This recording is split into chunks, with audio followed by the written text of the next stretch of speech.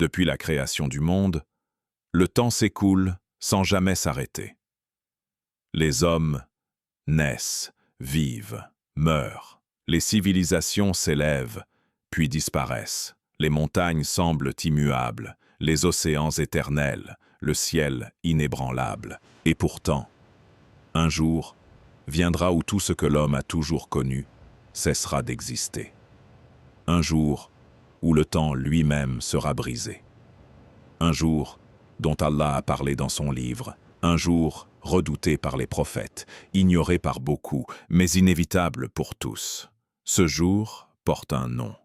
Yaoum al-Qiyamah, le jour de la résurrection. Avant que le monde ne prenne fin, Allah a accordé à l'humanité des signes, afin que nul ne puisse dire « je ne savais pas ». Ces signes apparaissent progressivement, certains lentement, d'autres soudainement. Les petits signes, la perte de la foi sincère, la généralisation de l'injustice, les mensonges devenus vérité, la vérité devenue étrangère, le temps qui semble passer de plus en plus vite, la désobéissance ouverte, sans honte, la disparition du respect, même envers les parents, les mosquées pleines de corps mais vides de cœur. Les gens verront ces choses, mais beaucoup diront « c'est normal, c'est l'époque ». Les grands signes. Puis viendront des événements terrifiants. L'apparition du Dajjal, le grand trompeur, le retour de Issa, Jésus, paix sur lui, l'apparition de Yadjouj et Madjouj, la fumée couvrant la terre, le soleil se levant de l'ouest, les tremblements qui avalent des peuples entiers. Quand ces signes apparaîtront, le monde saura que la fin est proche. Puis viendra l'instant que nul ne peut imaginer. Israfil, l'ange chargé de la trompe, attend depuis des millénaires, prêt, le regard fixé vers le trône. Sur ordre d'Allah, la trompe sera soufflée. Un son d'une puissance inimaginable déchirera l'univers.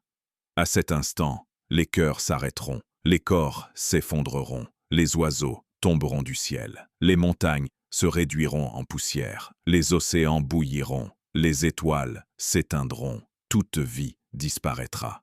Il n'y aura plus de rois, plus de riches, plus de pauvres, plus de croyants, ni de mécréants. Tout est mort. Seul Allah subsiste. Puis, après un temps connu seulement d'Allah, la trompe sera soufflée une seconde fois et soudain, les morts se relèveront, les corps seront recréés, les âmes retourneront dans leurs enveloppes. Les hommes sortiront de leur tombe, nus, pieds nus, non circoncis, terrifiés. Chacun dira « Qui nous a ressuscités ?» Les gens se lèveront comme des papillons éparpillés, courant sans direction, sans repère. La terre sera blanche, plate, sans montagne, sans ombre. Le soleil sera rapproché jusqu'à une distance insupportable. Tous les êtres humains, du premier au dernier, seront rassemblés dans un même lieu.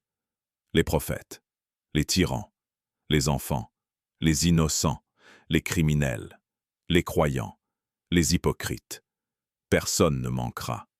La chaleur sera extrême. La sueur couvrira les gens selon leurs œuvres, certains jusqu'aux chevilles, d'autres jusqu'aux genoux, d'autres jusqu'au cou, certains noyés dans leur sueur. Mais quelques élus seront à l'ombre du trône d'Allah, le dirigeant juste, le jeune ayant grandi dans l'adoration, celui dont le cœur est attaché aux mosquées, celui qui a pleuré par crainte d'Allah. Allah parlera. Sa voix sera entendue. Le silence absolu s'installera. Les livres des œuvres seront distribués. Celui qui recevra son livre dans la main droite sourira. Celui qui le recevra dans la main gauche ou derrière le dos regrettera amèrement. Chaque action, même la plus petite, sera écrite. Un sourire sincère, une prière négligée, une injustice cachée, une larme versée, une parole blessante. Rien n'est oublié. Les actions seront placées sur la balance, al-mizan. Une parole peut peser lourd, Une prière peut sauver, un péché peut condamner. Certains verront leurs bonnes actions s'envoler parce qu'ils ont opprimé les autres. Leurs récompenses seront données à leurs victimes. Avant de traverser le pont, les croyants sincères se dirigeront vers le bassin du prophète Muhammad. Une eau plus blanche que le lait, plus douce que le miel. Celui qui en boira n'aura plus jamais soif. Mais certains seront repoussés. Le prophète dira « Ce sont les miens ». Et il lui sera répondu « Tu ne sais pas ce qu'ils ont innové après toi ». Puis viendra l'instant le plus terrifiant, le pont au-dessus de l'enfer. Plus fin qu'un cheveu, plus tranchant qu'une épée, sous lui l'enfer brûlant. Les gens traverseront selon leur foi, certains comme l'éclair, d'autres en courant, d'autres en marchant, d'autres en rampant, certains tomberont, et l'enfer dira. Quand certains tombent du pont, leur chute ne ressemble à aucune autre chute connue. Ce n'est pas seulement un corps qui tombe, c'est un espoir qui se brise, une âme qui comprend trop tard.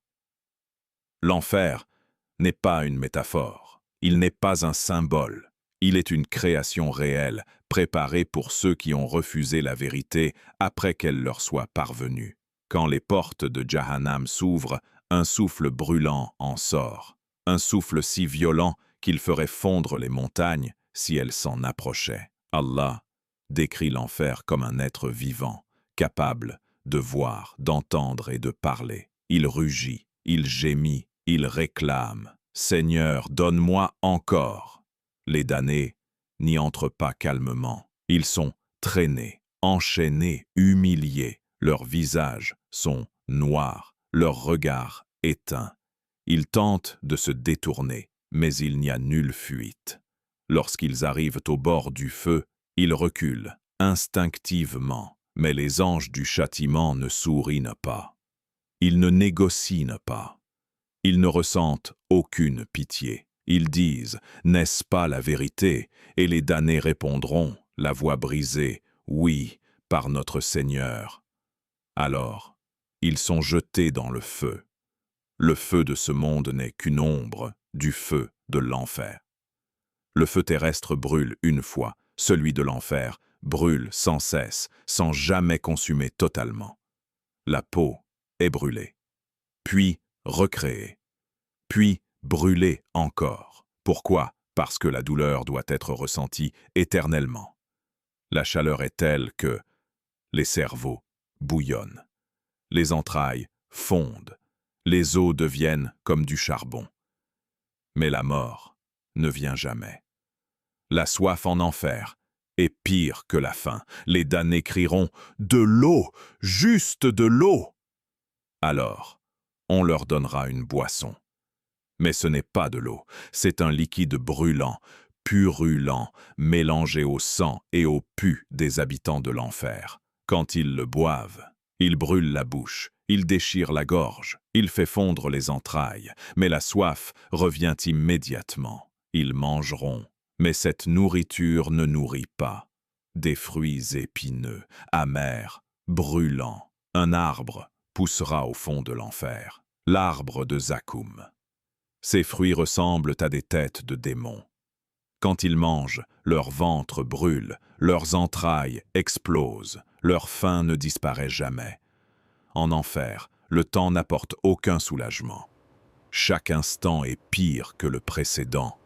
Les damnés se rappellent les prières qu'ils ont négligées, les injustices qu'ils ont commises, les avertissements qu'ils ont ignorés, les moments où ils auraient pu se repentir. Ils se frapperont le visage, ils se mordront les mains, ils diront « Si seulement j'avais écouté, si seulement j'avais suivi le messager ».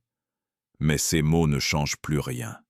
Ils supplieront les anges « Allégez-nous le châtiment, ne serait-ce qu'un jour ». La réponse sera « N'êtes-vous pas resté assez longtemps pour réfléchir ?» Ils supplieront Allah « Seigneur, fais-nous sortir, nous ferons le bien ». La réponse sera « Taisez-vous et ne me parlez plus. C'est la parole la plus terrible. Car quand Allah cesse de répondre, il n'y a plus d'espoir. L'enfer n'est pas un seul lieu. Il possède des degrés selon les crimes et la mécréance. Certains y seront pour un temps, d'autres pour l'éternité. Les hypocrites seront dans le niveau le plus bas, car ils ont trompé en apparence, tout en niant intérieurement. Pendant que certains brûlent, d'autres rient, d'autres sont en paix, d'autres contemplent Allah. Et cette comparaison est une douleur supplémentaire pour les damnés. Ils verront ce qu'ils ont perdu et comprendront que le prix à payer pour l'obéissance était minime, comparé à ce châtiment. À chaque arrivée de nouveaux damnés, l'enfer demandera « Y en a-t-il encore ?» Et Allah répondra jusqu'à ce qu'ils disent « Cela suffit ». L'enfer n'a pas été créé par injustice. Il était le résultat des choix humains. Chaque péché ignoré, chaque prière abandonnée, chaque injustice non réparée. Mais Allah a aussi ouvert la porte du repentir, jusqu'au dernier souffle. Tant que tu respires, il est encore temps. Quand la trompe sonnera, il sera trop tard.